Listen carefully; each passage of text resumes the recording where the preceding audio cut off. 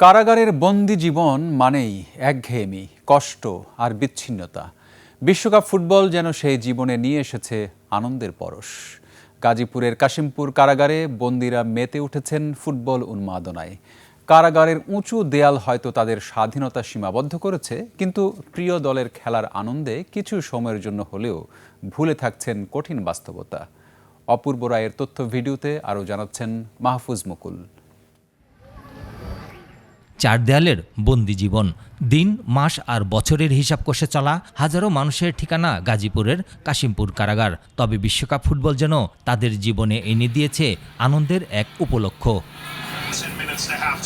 কাশিমপুরের চারটি কারাগারে বর্তমানে প্রায় 10,000 সাজাপ্রাপ্ত ও বিচারাধীন বন্দী রয়েছেন। এর মধ্যে রাজনৈতিক বন্দির সংখ্যা 2 শতাধিক। বিশ্বকাপ শুরুর পর থেকেই বন্দীদের পছন্দ অনুযায়ী বিভিন্ন দলের খেলা দেখার ব্যবস্থা করেছে কারা কর্তৃপক্ষ। কারাগারের ভেতরে তাই ফুটবল উন্মাদনা কম নয়। কেউ ব্রাজিলের সমর্থক, কেউ আর্জেন্টিনার, আবার অনেকে সমর্থন করেছে অন্যান্য দেশকেও। তবে ল্যাটিন দুই চিরপ্রতিদ্বন্দ্বীর ভক্ত সংখ্যাই বেশি।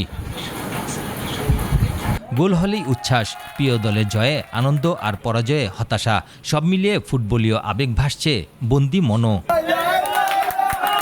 কারাজীবনের হতাশা আর মানসিক চাপ কিছুটা হলেও ভুলে থাকার সুযোগ করে দিয়েছে এই বিশ্বকাপ।